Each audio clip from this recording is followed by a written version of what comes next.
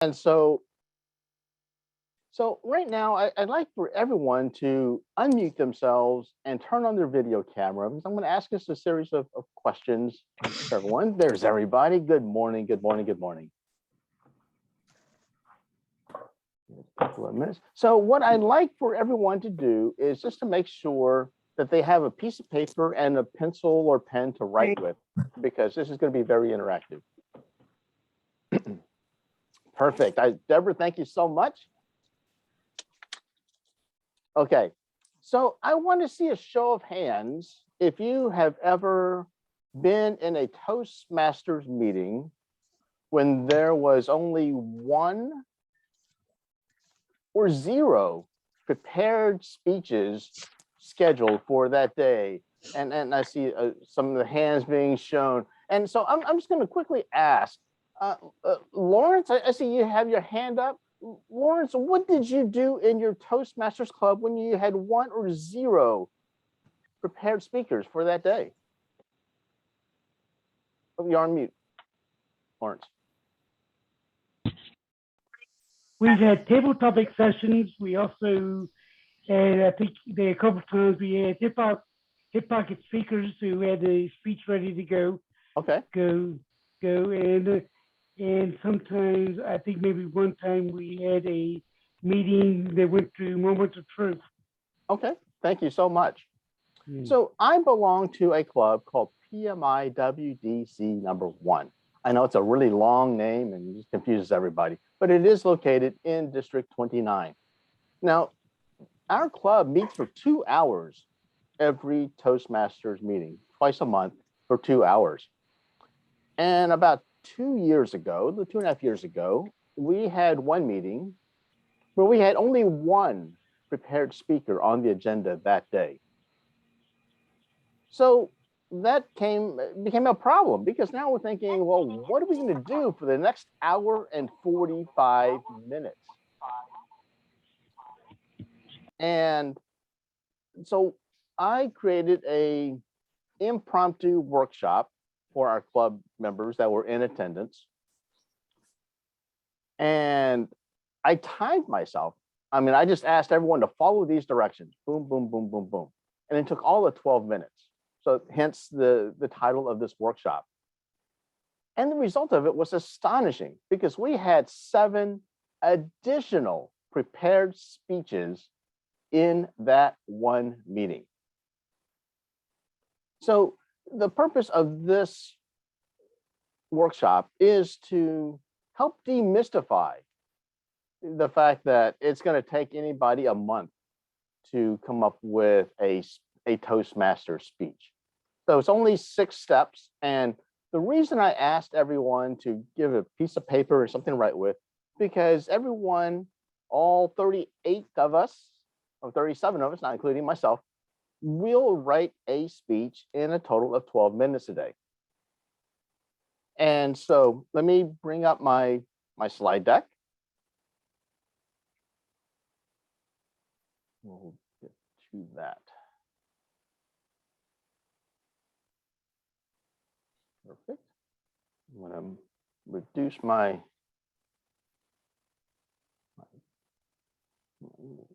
picture here a little bit. Okay, so here we go. I'm going to ask everyone. Again, this is going to be very interactive, and I am going to be, don't be surprised if I start asking you questions, or I'll call you by name to answer questions. All right, so here we go. So the very first step is think about a topic. Now, in Toastmasters, for most of the projects, you can talk about anything that you want.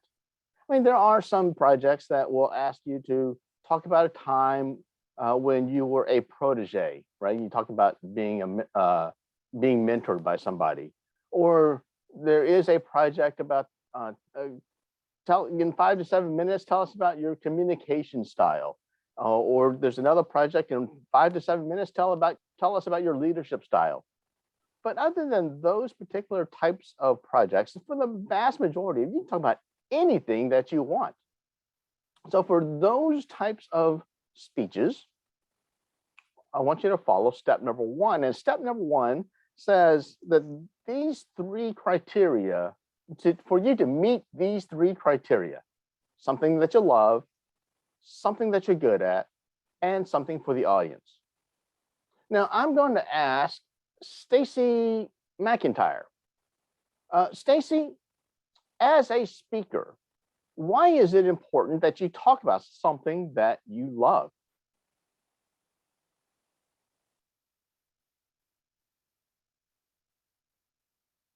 She's on mute. Stacy, you're on mute. I'm sorry. If you talk about something you love, I believe that you would be more exciting and interesting as a speaker. Exactly. Thank you so much, Stacy. And Lisa Edwards, from an audience, if you were a member of the audience and you were listening to a speaker talk about something that you can tell that they did not love, what goes through your mind as a member of the audience? If the speaker did not love the topic, then there's a disconnect. There's no passion. Then I start thinking of other things because I'm no longer tied, engaged with the speaker. Exactly, exactly. So you want to be known as a speaker that is connected with the audience, right? So that's why something that you love is very important to think about a topic. Now, the second criteria is something that you are good at. Tom Reed, tell us from a speaker's perspective, why is that helpful for a speaker that you talk about something that you're good at?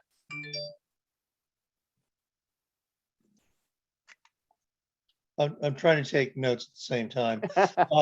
One thing that's important is that you have competence in what you're talking about. You can have all the confidence in the world, but if you're not considered competent, your audience is going to leave you very quickly. Exactly, exactly. And I'm going to follow up that question with Christine Hobbs. Christine Hobbs, if you remember the audience and you can tell that that speaker that you are listening to is not talking about something that they are good at, what goes through your mind? What goes through my mind when I see somebody talking about something they don't like? I am wondering why they're even speaking. Yeah. Why are you wasting my time? Exactly. What is your problem? There's so little not to like. The Right. fact that you're standing here with us. What is it? Don't you like us? Or just full of questions, and then I'm not really listening to what that speaker is saying. I'm so distracted. Exactly. You're probably thinking about what you're going to be having for lunch, or what, or how long is this person going to be speaking, right? When is this person going to be finished? So that's why something you're good at is very important for not only the speaker, but also for the audience. The third criteria to picking a topic is something for the audience. Now, as a speaker, we want to connect with the audience, but if you are talking about calculus to a bunch of kindergartners, you know, that's kindergartners are not going to, right over their head, right?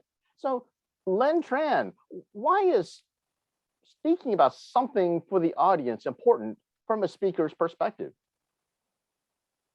I think that in order to get the audience engaged, at least have a story where that they can be in the journey with you. And to capture an audience attention, it only takes the first 30 minutes. If you're going to set up the story right, then they're going to follow and listen to you for the next 7 minutes. Perfect, perfect. And Wilson Rumble, as a member of the audience, if you are listening to a speaker and it goes right over your head, you're not getting anything from that, whatever that speaker is talking about, what goes through your mind? This was a waste of my time. I didn't get anything from this. So frustrated. Yes, exactly. So that's why these three things are so very important. Think of a topic, any topic, where you meet all these three criteria: something you love, something you're good at, and something for the audience. Okay. Now, here is where this audience participation comes in. I'm going to put a timer on, and for 1 minute, I want you to think about a topic, any topic that you want that meets all these three criteria: something you love, something you're good at, and something for the audience. I am going to get my stopwatch. And for 1 minute, I want you to think of a topic. Don't overthink it. Just think of a topic that meets these three criteria for you. Okay, ready, set, and go.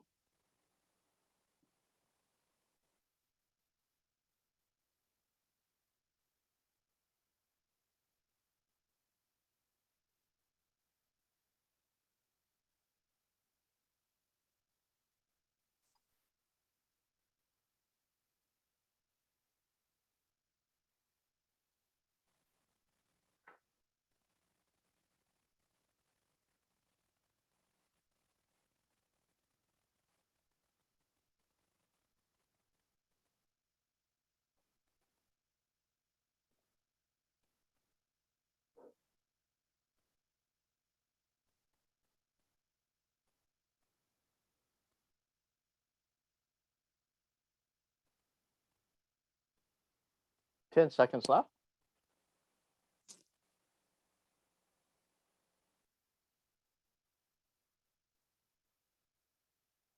And stop. Okay. Step one is done. Step two. Think of 3 personal stories associated with that topic that you just came up with. Okay, don't start it now. I want to ask Nelson Latana, why 3? Why 3 stories? Why not 5? Why not 10? Why not 100? Why not 1? Thank you for giving me the opportunity to share my views. The reason why you picked 3 stories because you only have 5 to 7 minutes. And if you make it too long, you're going to lose the audience. Yes. And by having 3, that gives you something which is very small. So you could have it in your opening, then in your body, and then repeat what you just said in a minute or so. So Okay. that's why you have 3 stories. Great. Thank you so much, Nelson. Also, it's easier to remember from a speaker's perspective, right? Yes. Instead of 100 stories, which comes number 57 versus 58, right? So 3 stories is very easy for the speaker to remember. Camille Ng, why personal stories? Hi. Personal because you want the audience to, it has to be the audience to be able to connect with you.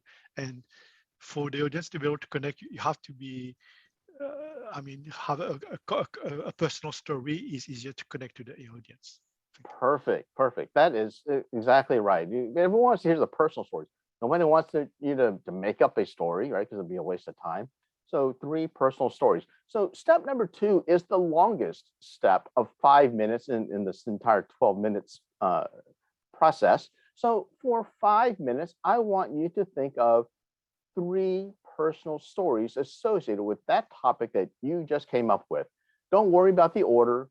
I don't want you to overthink it. Don't write complete sentences, just write bullet points, okay, of what those stories would be. And we give everybody 5 minutes.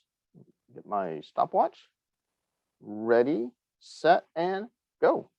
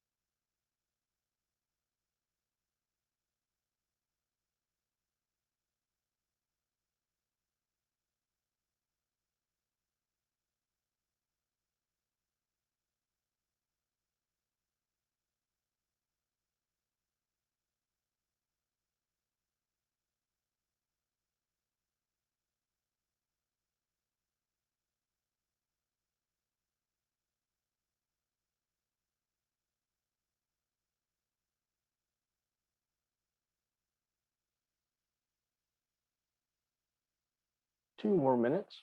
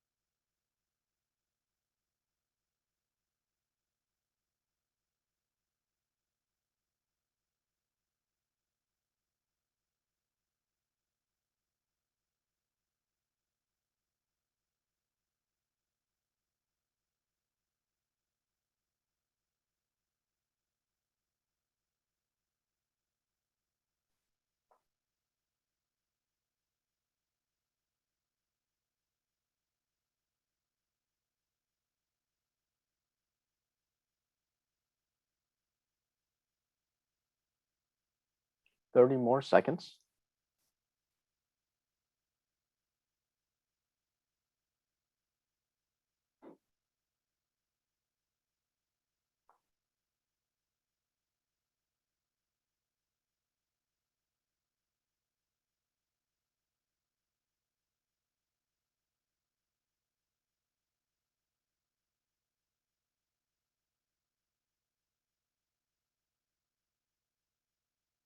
And stop.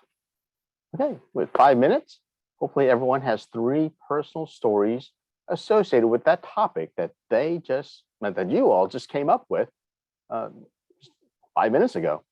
Okay, step number 3. Step number 3 is to create a title.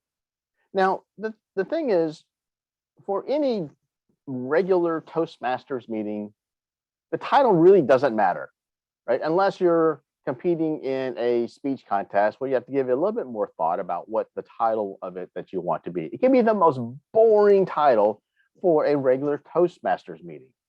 And I'm going to ask everyone just to spend 1 minute just to create a title for the speech that you are now creating. You already know the topic.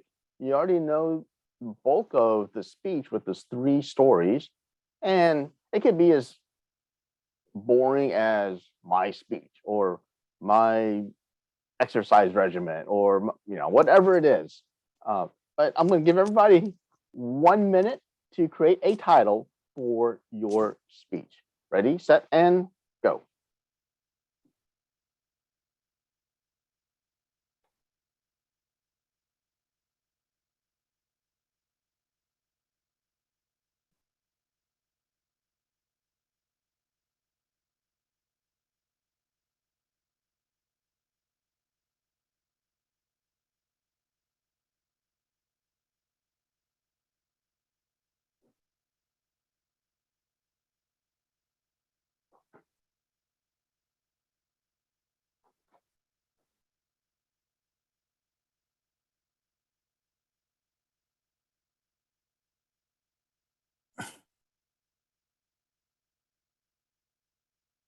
Fifteen more seconds.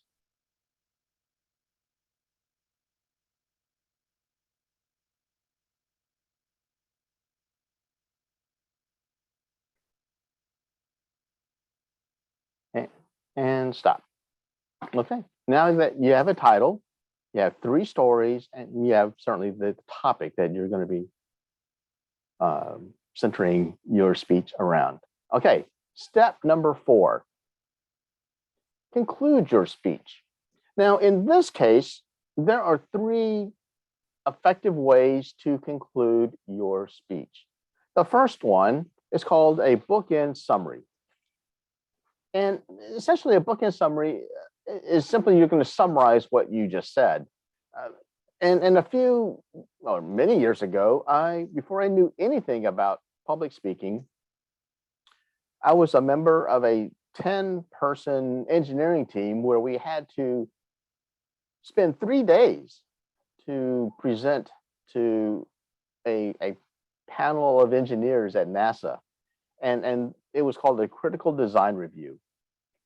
And all 10 of us had at least a 1-hour time period of speaking in front of 350 NASA engineers. And the end result was if the engineers felt that we had a sound design and thumbs up, that meant that we would get the money to build this laser that would go up into space. Likewise, if the critical design review was not successful and thumbs down, that meant no funding. But one of the engineers came up to me and said, Edmond, it's pretty easy. And you probably already have heard this one before, fellow Toastmasters, but essentially you're going to tell them what you're going to tell them. You're going to tell them, and then you're going to tell them what you told them. Well, that's what exactly this bookend summary is. You're just going to simply tell them what you told them. Okay, so that is one way to conclude your speech. The second way to effectively conclude your speech is a call to action. And I'm going to ask Abe Katz. Abe Katz, so what is the definition of a call to action?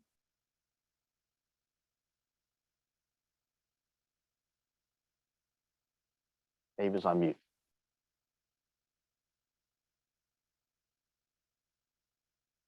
Okay, since Abe is on mute, Aaron Benbenek, what does a call to action mean?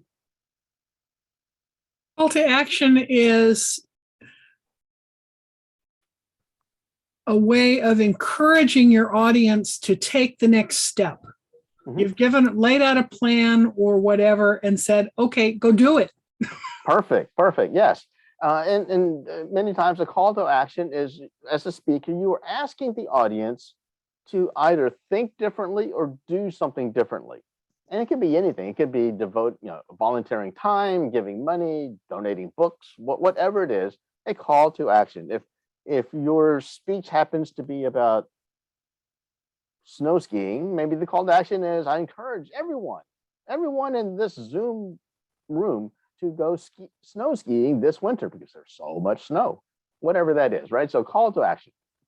The third effective way to conclude your speech is to somehow use your speech title in that conclusion.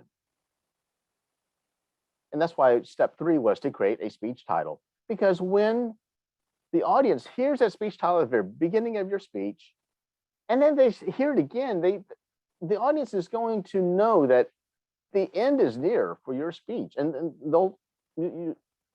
the audience will start to relax a little bit, knowing that the end of your speech is getting closer and closer to that point. So I want to ask everyone to spend 2 minutes, pick one of these 3 ways to conclude your speech by using a bookend summary, or by using a call to action, or by using your speech title, and create a conclusion for your speech.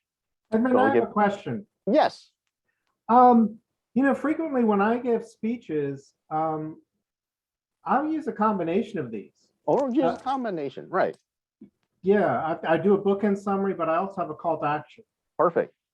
Yeah, and that works too. And just for simplicity of this workshop, I said just use one of these 3. If you want to use a combination of them, feel free.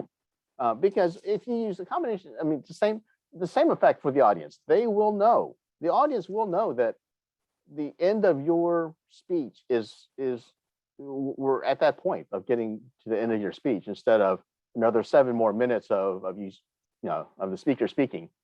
So, but that's it. So 2 minutes, I want you to create a conclusion for your speech.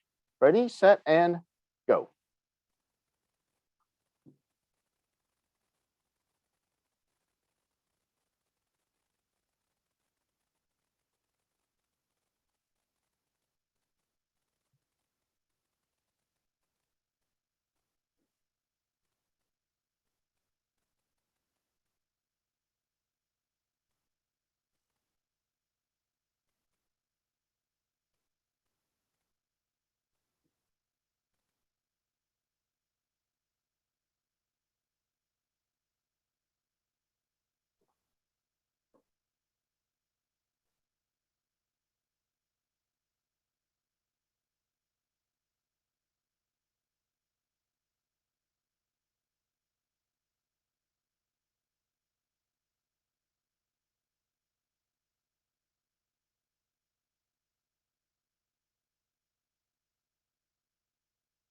One more minute.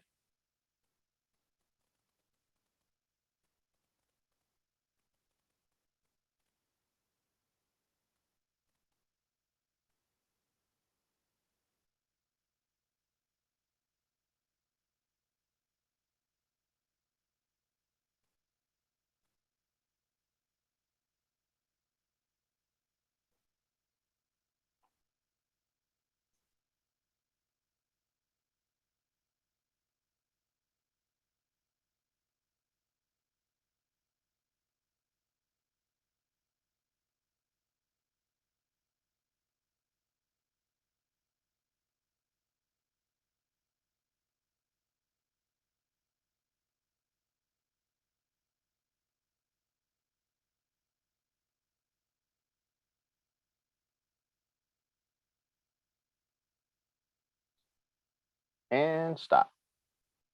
Okay, now you've come up with the conclusion for your speech. And I know what you're thinking.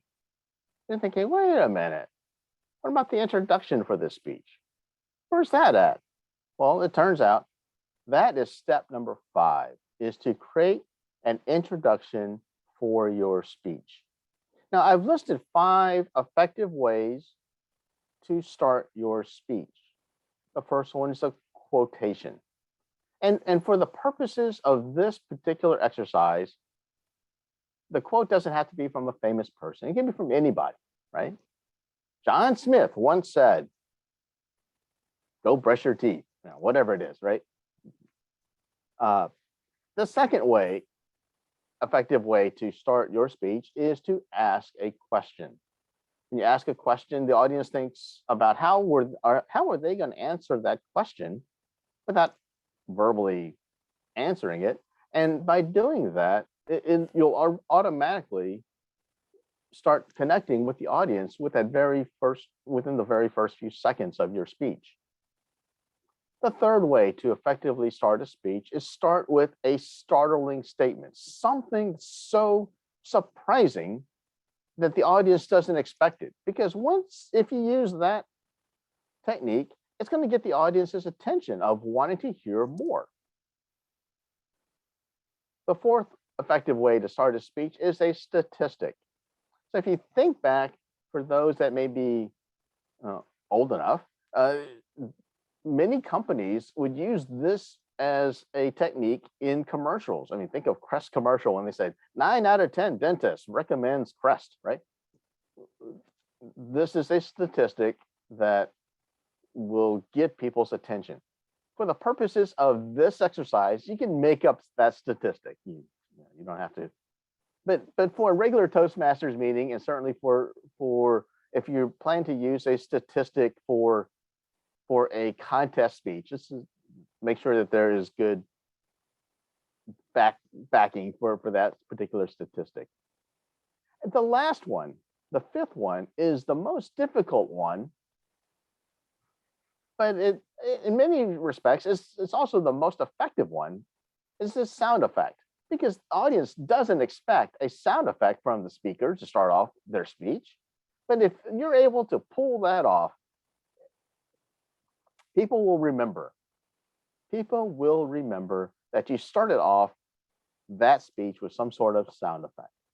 So I'm going to ask everybody to spend 1 minute and to pick one of these 5 and create an introduction for your speech. Ready? Set. Let me get my ready, set, and go.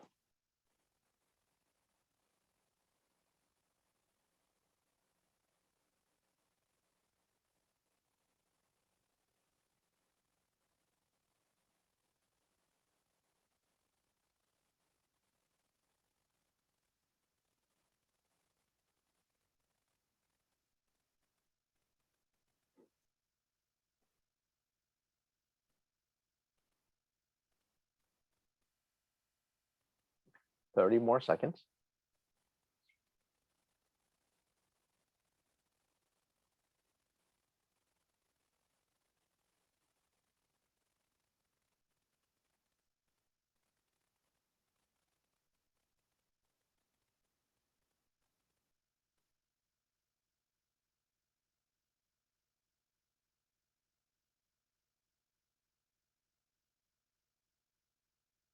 and stop.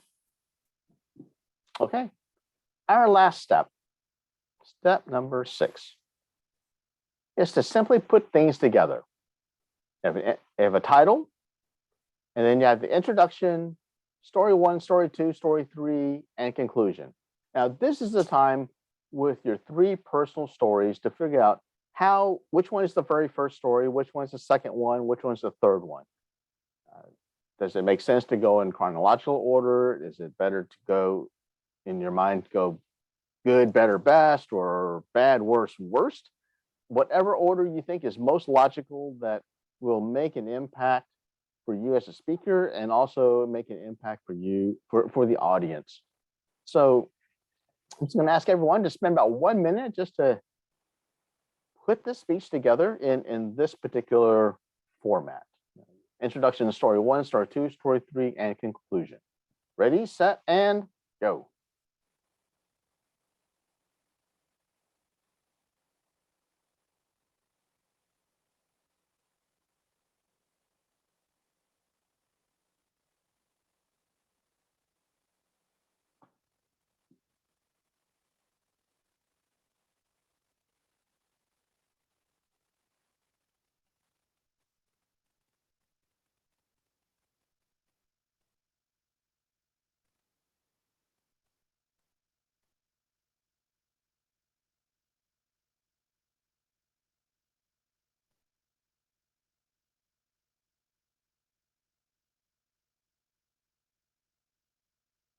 $15 more seconds.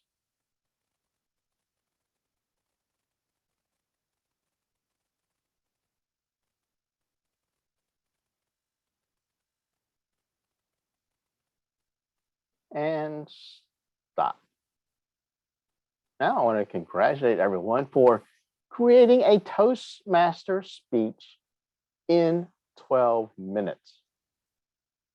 Now, I'm going to stop sharing. And I see we have 40 people here. I'm going to ask for a volunteer.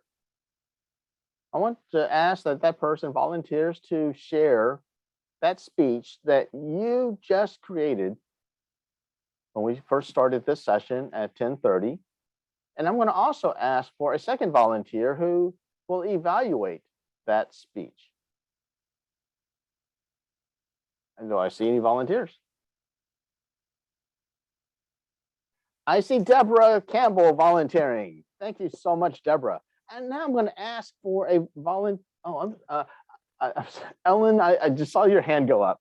So I don't know if your hand went up first and then I saw Deborah or not. But hold on to that thought, Ellen. So if we have time for a second speech, Ellen, you're going to be next. I'm going to ask for a volunteer to be an evaluator of Deborah's speech.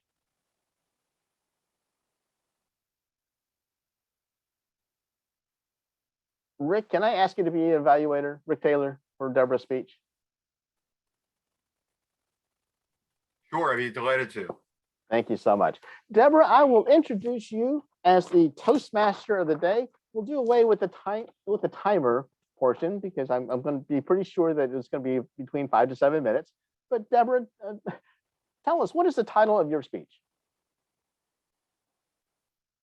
You're on mute.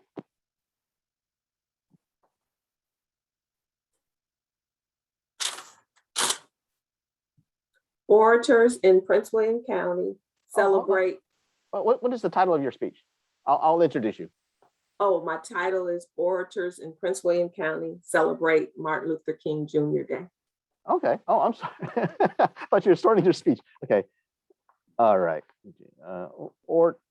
Orators in Prince William County celebrate Martin Luther King Day. Am I correct? All right. Yes, that's fine. Okay. Fellow Toastmasters, please join me in a very warm welcome for our speaker, Deborah Campbell, who will be presenting her speech entitled Orators in Prince William County Celebrate Martin Luther King Day.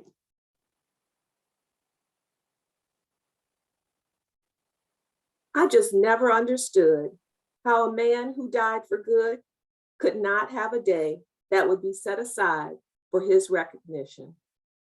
Fellow Toastmasters, That is a quote from the birthday song by Stevie Wonder. I belong to an organization who, for the last 36 years, has put together a program for student orators in Prince William County to celebrate and honor, recognize the civil rights work of Martin Luther King and his dream for a better society for all of us. I am just very excited about being a part of this program, not because I'm one of the orators or on the program, but I do play a very important role because I try to get the information out to our community that this program is taking place. This year, the program will take place on January 17th, which is King Day, at 11 o'clock on YouTube. We are remaining virtual, but it gives us an opportunity to reach a much broader audience than when we were meeting in person. So on January 17th at 11 a.m. on our YouTube channel, which is PWCAC DST Media, people from around the world, hopefully, will join us in celebrating Dr. King, as well as supporting these awesome student orators.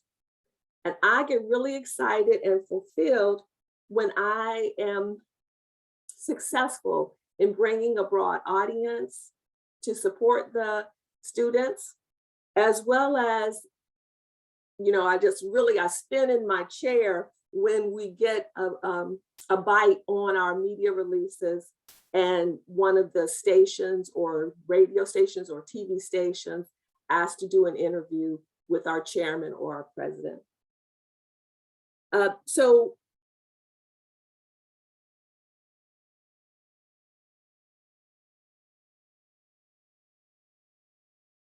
the other thing that is really that I think as an audience, as a Toastmaster audience, that you will find just very exciting as well, is that these students who are middle and high school students in Prince William County, they use the very things that we learn as Toastmasters. They use those techniques and processes such as working the stage and their introduction, body, and conclusion. And most importantly, they do indeed use a call to action as their conclusion. I think if you join the program on January 17th at 11 a.m., you will be awed at the orators here as young students in Prince William County. And so in conclusion, I just want to again invite you to attend the program January 17th, which is the King holiday. So most of us have that day off, but remember, it's not a day off, it's a day on. And you can join us on YouTube. And thank you. Outstanding. Big round of applause for Deborah. A quick question for Deborah. Deborah, how did you feel giving that speech?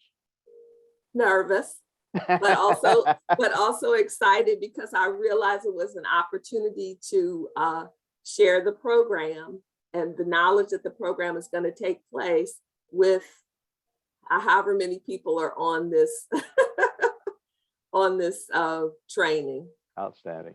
Thank you so much, Deborah. Ellen, are you still here? I think we have time for one more. Yes, you are. And I'm going to ask for a volunteer to evaluate Ellen's speech. Any volunteers? Not. I am going to ask Christine Hobbs. Christine Hobbs, would you mind just giving a written evaluation of Ellen's speech? And let's just send it to me. I'll make sure that Ellen gets credit for her speech. Sound good? Thank you so much, Christine. Ellen, what is the title of your speech? Take 5. Take 5. Okay. Everybody, fellow Toastmasters, please join me in a very warm welcome for Ellen, who will give us her speech entitled Take 5. Good morning, fellow Toastmasters.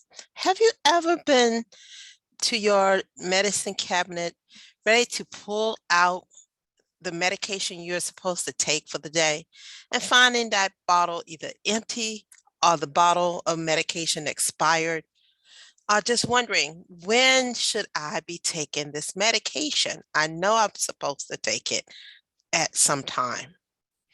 Well, fellow Toastmasters, I'm going to give you a quick speech on my experience in taking 5. I'm a nurse, and as a nursing student, I had to learn the 5 rights of medication administration. So when I am getting ready to take medication or give a patient medication, it is ground into me that I should be doing 5 things: making sure I'm giving it to the right person, making sure that the medication is the right medication, making sure that it is given on time and at the prescribed time, making sure it's the right type of medication or it's the dosage is correct. So if it's the right type of medication, I'm giving it in the right way. Now, how did that go to you? As a personal story, I had to teach my mom how to give herself some of her medication, especially as she aged. She would forget to take a medication, or she would take a medication too many times. So I had to do something. My creativity. As a child, I used to love to draw, and I love colors. Actually, I'm a visual learner. So what I did for her was make a poster. On this big poster, I put the times like morning, and that would be my yellow. Yellow because the sun is going up, and she would know, take these medications in the morning. I would take each of the medication and post it on the board. And in a little tray, it would have AM medication for Monday, Sunday, Monday, Tuesday, and through the week. I would put her morning medication in her AM box. And then on the poster, she would see, oh, the little red pill or the little brown pill I take in the morning. And it also had the name of the medication and why she was taking it. Then I did the same thing for noon and for the evening. Each was color coded on the box, and each was color coded on the chart. So everybody anybody who came in the house that was helping her, whether it was an aide or it was herself, she could remember, this is what I need to take. Guess what? I'm growing older. Well, I don't need a chart. I need my medication box. So I know exactly what medication I need to take at what time. And guess what? When I go to put my medication in the box, I know when it's running out. I know, okay, I need to reorder. So my thing is, if you are taking medication, whether it's routinely or as needed, remember the 5. Make sure you're taking the right medication. Or if you're giving medication to someone else, that you're making sure that the medication you're giving is to the right person. You're looking at that bottle and making sure the name of the person is on that bottle. So if it's your husband, make sure it's not your medicine. You're not sharing. Make sure that if you're giving it to a child, that it's the right kind of medication. So it's a pediatric dose of medication. You don't want to give an adult dose to a child. That's why some of these pharmacies are getting in trouble for giving children the wrong dose of medication. But anyway, back to the story. I get to remember how much medication I'm supposed to take, what medication I'm supposed to take, how to take it, and why I'm taking it, and when I'm running out. So my call to action is make sure you know the 5 rights. You know who to give it to. You know it's the right medication, that you're giving it on time, that you're giving it in the right way, that if it's a suppository, where do it go? If it's a pill, how often do I take it? And then that you're taking it for the right reason. Okay, now go out and take 5. Outstanding. Everybody, big round of applause for Ellen Spratley Edwards. Ellen, I'm going to ask that same question I asked of Deborah. How did it feel to just give a speech that you created in 12 minutes? I'm a little bit nervous because I think this is probably next to one of my biggest audiences. You did a fantastic job. So the one thing that I want to make sure everyone knew is that the purpose of this workshop is to prevent your Toastmasters meetings where you have 1 or 0 prepared speeches. Because you've gone through this exercise of how to create a speech in a really short amount of time. Now, when you go through this in 12 minutes, will you be crowned the winner of the District 29 International Speech Contest? Probably not. But is it better than to have 0 prepared speeches in your Toastmasters meeting? Absolutely. It's better to have that speech ready that you can just, and you get credit for it in your portfolio and for the club and for the area and for the division and then for the district. So that is hopefully that this exercise demystifies that thought of it taking a month for you to come up with a 5 to 7 minute speech. So I know we're running a little bit over time, but I'm just gonna ask comments, questions about how to create a speech in 12 minutes. Sounds like no. I do have one last comment. I will get the. Oh, I'm sorry. Yes, Tom. I did have a question. Yes. In order for this to count towards your pathway, you need to at some point make it related to one of the subject. Would that be in step 1? Yes, absolutely. Yes. Yeah.